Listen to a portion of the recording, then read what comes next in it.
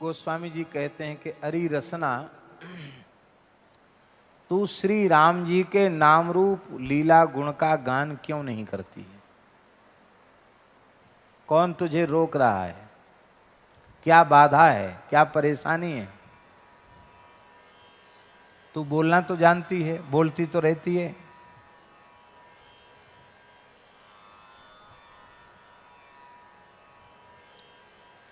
तो राम जी का नाम बोलने में तुझे कौन सी बाधा पड़ती है? राम जी का गुणगान करने में तुझे कौन सी बाधा पड़ रही है?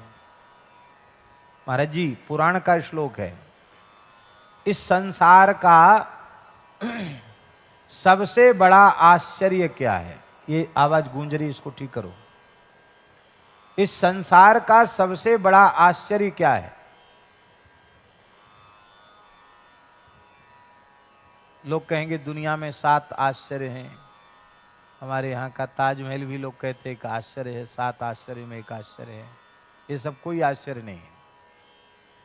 लोक की दृष्टि में ये आश्चर्य हो सकते हैं, संतों की दृष्टि में ये कोई आश्चर्य नहीं।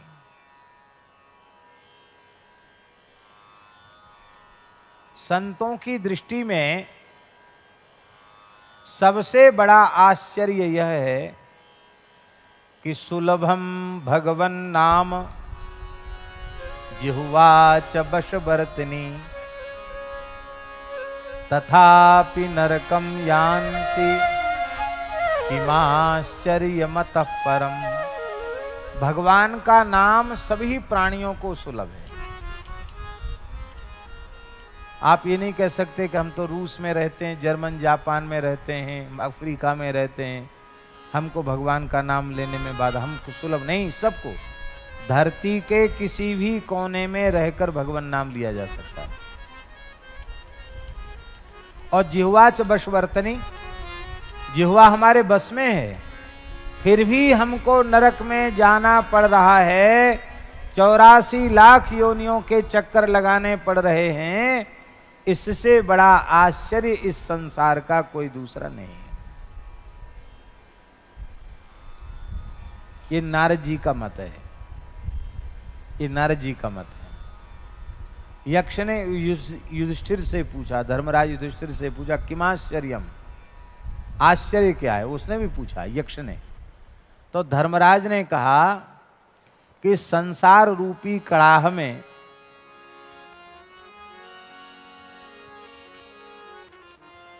त्रिविध ताप से तापित जीव उबाले जा रहे हैं।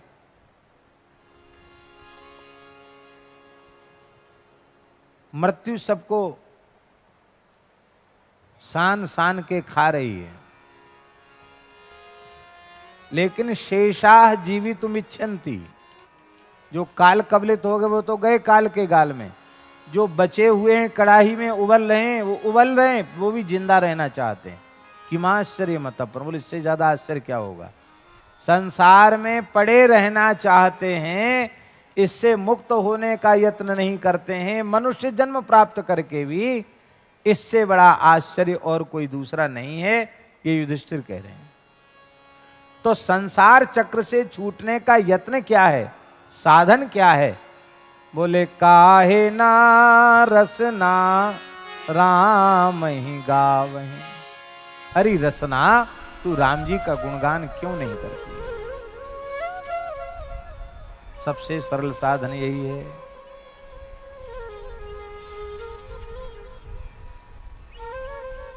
राम जी का गुणगान तो नहीं करती, और क्या करती है? बोले निस दिन पर अपवाद, दूसरे की निंदा। अपवाद माने होता है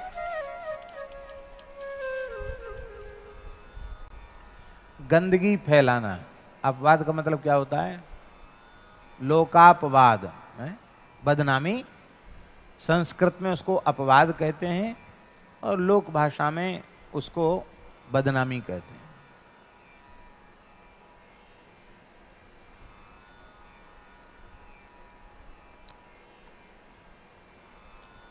सज्जन व्यक्ति का कर्तव्य है कि अपनी कोई बुराई हो तो उसको अपने पूज्य गुरुजनों के सामने उजागर करके उसका प्रायश्चित पूछ ले प्रायश्चित कर ले, ये सज्जन का कर्तव्य है। और किसी की भी बड़ी से बड़ी बुराई, बड़े से बड़ा दोष सुनाई पड़ जाए या दिखाई पड़ जाए तो उस गंदगी को आगे न फैलावे, वहीं खत्म कर दे उसको।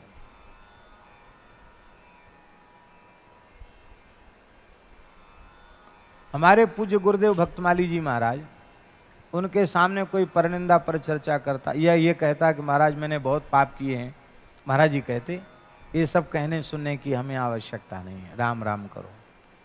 अरे तुमने पाप किया, हम क्यों सुने? तुम्हारी गंदगी हम क्यों सुने? हम सुने फिर सुनकर दूसरे को सुनावें। तो हम अच्छी विचारधारा ज्यादा से ज्यादा फैलावें, ये तो अच्छी बात है। गंदगी को हम क्यों फैलावें? पर हमारी जिह्वा कथा कीर्तन को प्रसारित नहीं करती है। हमारी जिह्वा तो पर अपवाद वृथा कत रटी रटी राग बढ़ा वहीं। जितनी पर निंदा पर चर्चा करोगे उतना तुम्हारा जन्म व्यर्थ जाएगा, जीवन व्यर्थ जाएगा। उस पर निंदा परापवाद को कह कह के रट रट करके तुम राग क्यों बढ़ा रहे हो? स्वामी जी, जैसे अश्विनी कुमार जो है ना, वो दो हैं, एक को बुलाओ तो दो ही आवेंगे, अकेला कोई आएगा नहीं। बसु 8 हैं, एक को बुलाओगे तो 8 आएंगे, ये पक्का है। सनकादिक 4 हैं, एक को बुलाओगे 4 आएंगे, ये पक्के हैं। ठीक इसी प्रकार से राग अकेले कभी रहता ही नहीं, उसका अभिन्न सहचर है द्वेष। राग है इसका मतलब द्वेष अपने आप आ जाएगा। द्वेष को निमंत्रित नहीं करना पड़ेगा।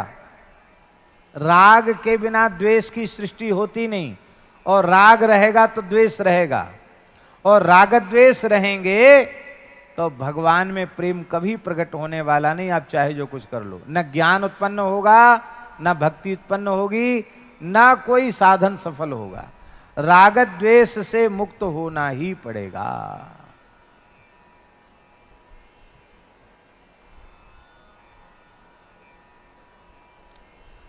राग रहित होना बहुत आवश्यक है। ये राग द्वेष हैं क्या? बोले ये राग द्वेष उल्लू हैं। कौन है ये? राग द्वेष उल्लू हैं, उलूक पक्षी हैं, राग द्वेष उल्लू हैं। और उल्लुओं का अस्तित्व दिन में नहीं रहता। कब रहता अस्तित्व? रात में। दिन में तो उल्लुओं को दिखता ही नहीं। जिन भगवान सूर्य नारायण के प्रकाश में सबको दिखता है, उल्लुओं की दृष्टि में तो सूर्य का अस्तित्व ही नहीं है। पूज्य बक्सर वाले मामा जी कहते थे कि एक बार अखिल ब्रह्मांड स्तर का उलूक सम्मेलन हुआ, उल्लुओं का सम्मेलन। अखिल भारतीय नहीं, पूरे ब्रह्मांड के उल्लू एक जगह इकट्ठे हुए और उन्होंने बड़ा लंबा चौड़ा शास्त्रार्थ किया और इस सर्वसम्मति से घोषणा कर दी कि सारी दुनिया झूठ बोल रही है कि सूर्य सूर्य सूर्य कुछ नहीं। सूर्य नाम की कोई वस्तु इस ब्रह्मांड में है ही नहीं। तो मामा जी कहते थे, क्या उल्लुओं के अधिवेशन में फैसला कर देने से सूर्य का अस्तित्व मिट जाएगा? तो बोले उल्लुओं की कमी है। बोले कमी उनकी भी नहीं है, उन बेचारों को दिखता ही नहीं सूर्य। ध्यान में आई बात? नहीं आई। जब तक संसार रहेगा, शरीर रहेगा। शरीर और संसार दो नहीं है, एक ही है, जाति एक ही है इनकी। वो तो स्पष्ट करने के लिए शरीर संसार कह दिया जाता। शरीर माने संसार, संसार माने शरीर, दोनों प्रकृति है। प्रकृति से अलग तो नहीं है। प्रकृति को ही पिंड शरीर कहते हैं अब प्रकृति को ही ब्रह्मांड कहते हैं, संसार कहते हैं, दोनों में भेद नहीं है। जब तक शरीर संसार रहेंगे तब तक राग द्वेष रहेंगे। पूरी तरह राग द्वेष मिट जाएगा तो संसार समाप्त हो जाएगा।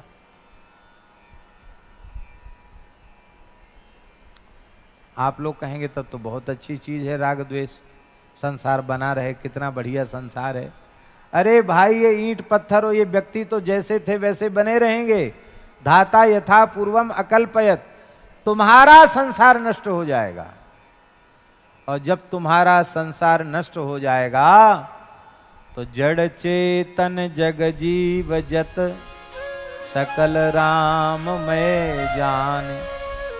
बंदऊं तिनके पद कमल सदा जोरि जुग पान।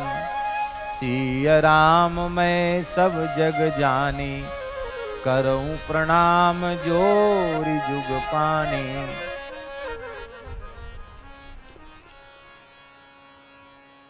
फिर राग द्वेष नहीं रह जाएगा।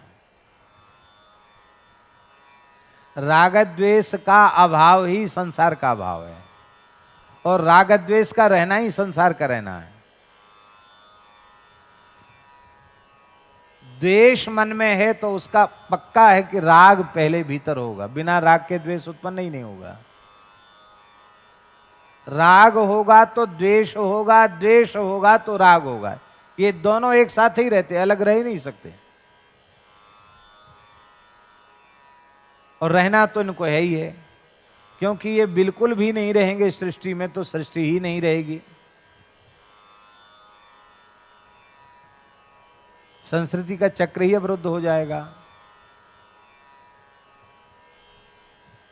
तो इन उल्लुओं को अंधा हम कैसे बनावें? ये रागद्वेष रूपी उल्लू हमारे जीवन में अंधे कैसे हों? गोस्वामी जी ने उपाय बताया है। ममता तरुण तमी अंधियारी। ममता तरुण तमी अंधियारी।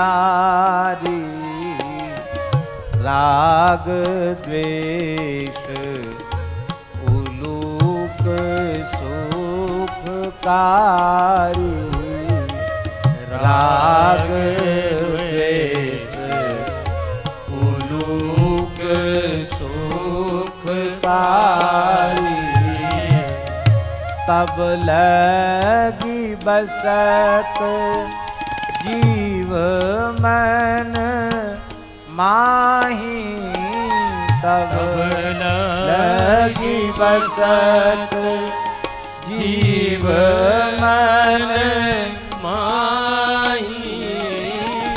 जब लगी प्रभु प्रताप रवि नाही। जब लगी प्रभु प्रताप रवि नाही। ममता रूपी तरुण रात्रि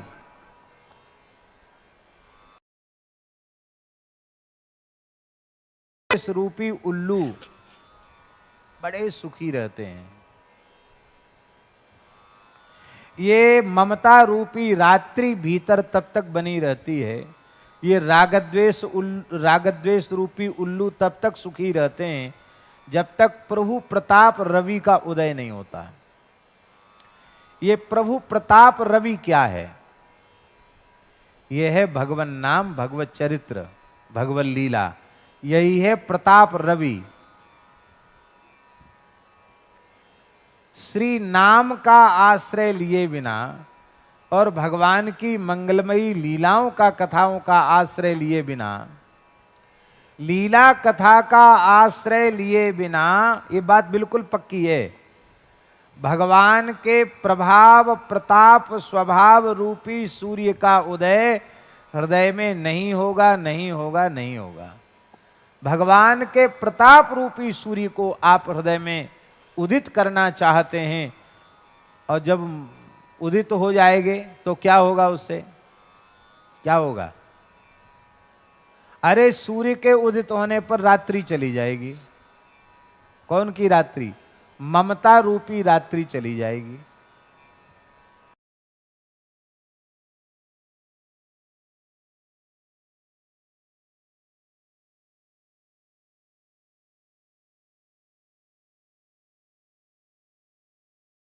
रात्रि के विदा होते ही समता रूपी सवेरा हो जाएगा।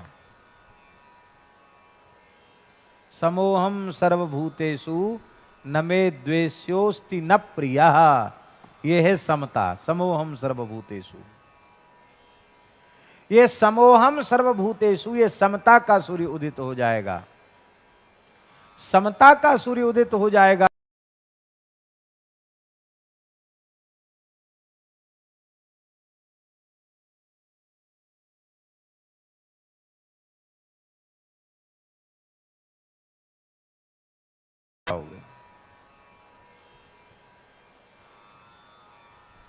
संसार तो जैसा था वैसा ही रहेगा, ऐसा है वो रहेगा भी, लेकिन तुम्हारे लिए संसार का अस्तित्व मिट जाएगा। इसी को कहते हैं तुलसी ममता राम सो, समता सब संसार।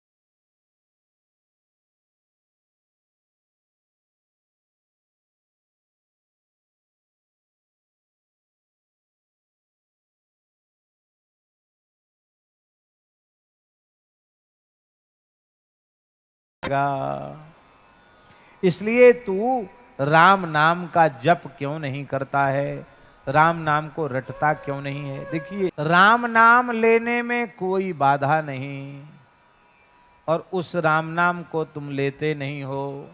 पर निंदा पर चर्चा में अपनी जिह्वा को तिरस्कृत कर रहे हो, नष्ट कर रहे हो। राग बढ़ा, वही राग को बढ़ा रहे हो, द्वेष को बढ़ा रहे हो। तुम स्वयं संसार के चक्र में पिस रहे हो, जा रहे हो, कूद रहे हो। संसार की आग में कोई धकेल नहीं रहा है तुमको। तुम स्वयं अपनी जिह्वा का दुरुपयोग करके, परनिंदा पर चर्चा करके, अपनी जिह्वा को जिह्वा का तिरस्कार करके, रसना का तिरस्कार करके तुम स्वयं नरक की ओर जा रहे हो। अरे भले आदमी, विचार तो करो। नर मुख सुंदर, कितना सुंदर मनुष्य का मुख तुमको मिला है। भेड़ बनते तो कीर्तन कर पाते? भैं भैं ऐसे करना पड़ता। बकरी बनते तो मैं ऐसे करना पड़ता। गधा बनते तो हेंचू हेंचू करना पड़ता। सुअर बनते तो सुअर की आवाज निकालनी पड़ती। हम कोई सब आवाज निकालना जानते नहीं है, पर राम राम तो नहीं कर पाते। कितना सुंदर भगवान ने मनुष्य का शरीर दिया है, कितना बढ़िया मनुष्य का मुख दिया है, कैसी सुंदर जिह्वा दी है। कितने विविध राग रागनियों में लोग अपने कंठ से स्वर निकालते हैं। ये जितने बाजा बने हैं ना संसार में, मनुष्य के बने, वो सब बाजे पीछे हैं। ये बाजा सबसे ऊंचा बाजा है। कंठ से श्रेष्ठ कोई बाजा नहीं, जिह्वा से ऊंचा कोई इंस्ट्रूमेंट नहीं, कोई वाद्य नहीं। आप सब कुछ इससे निकाल सकते हो।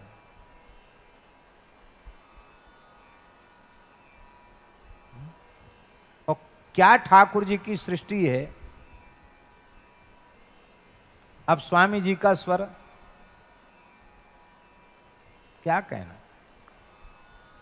अब वो स्वर पूरी दुनिया खोजने पर वो स्वर सुनाई नहीं पड़ता।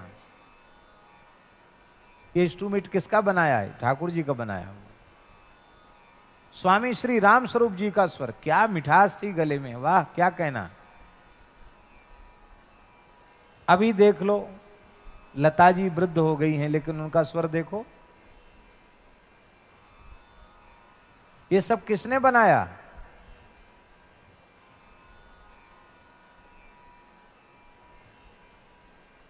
गवैया भी, लोक संगीत गाने वाले भी एक से एक हुए। कम समय तक जीवित रहे मुकेश जी, लेकिन उनका स्वर देख लो।